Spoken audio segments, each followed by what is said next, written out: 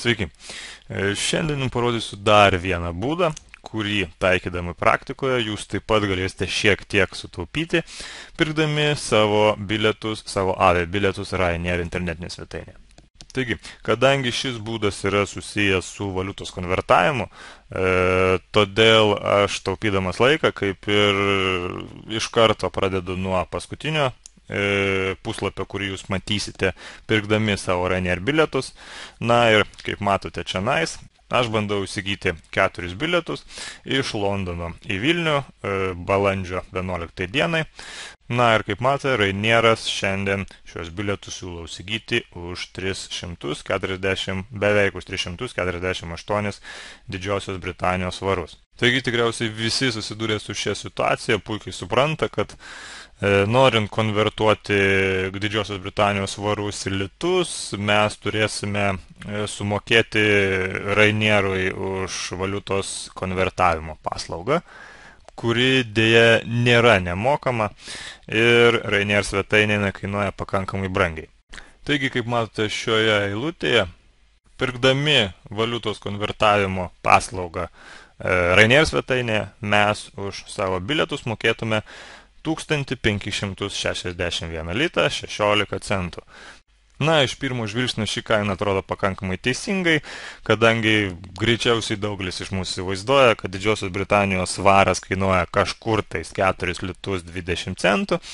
Taigi, padauginus šią sumą iš 348 svarų, kažkas panašaus į 1500 litų ir gaunasi.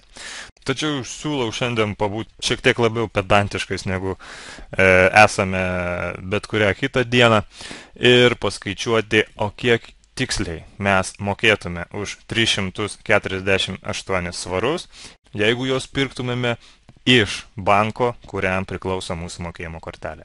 Taigi, kadangi šiandien, tarkim, aš atsiskaitinėju su SEB banko mokėjimo kortelė, tiesiog užeikime į SEB banko internetinę svetainę.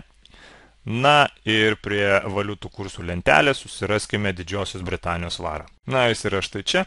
Ir kaip matote, šiandien Didžiosios Britanijos svarą SEB bankas parduoda perkant jį negrinaisiais pinigais už 4 litus beveik 28 centus. Taigi, pabandykime 4 litus 28 centus padauginti iš 348 Didžiosios Britanijos svarų ir pažiūrėkime, ką mes gausime. Taigi, suma gaunasi apie 1485 litus.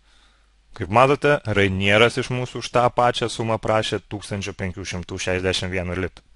Taigi, skirtumas gaunasi pakankamai nemažas, beveik 72 litai. Taigi, ką mums reiktų daryti, norint šiuos 72 litus sutaupyti? Na, taupyti šioje situacijoje iš ties labai paprasta. Viskas, ką jums reikia padaryti, tai paspausti štai šią melsvą nuorodą, More Information. Tai padarę prie save pamatysite štai tokį tekstą, kuriame rašoma, kaip Ryanairas jums daro gerą ir siūlo fiksuotą lito ir svaro santykį, kuris, kaip matote, lygus beveik 4 litams ir 49 centams.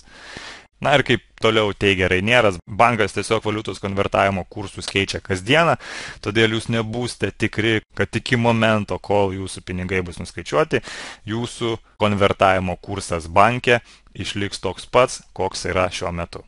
Na žinoma, stebuklų visą laiką gali atsitikti, tačiau iš savo asmeninės patirties, pirkdamas Ryanair bilietus, na, o tą dariau aš savo praktikoje tikrai ne vieną, ne 2, ne 10 ir gal netgi ne 100 kartų.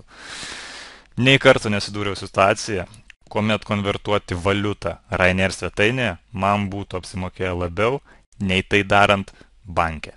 Taigi, norėdami konvertuoti valiutą banke, kuriam priklauso jūsų mokėjimo kortelė, viskas, ką reikia padaryti šiame laukelėje, yra tiesiog nužimti šią žalią varnelę štai nuo šio kvadratėlio.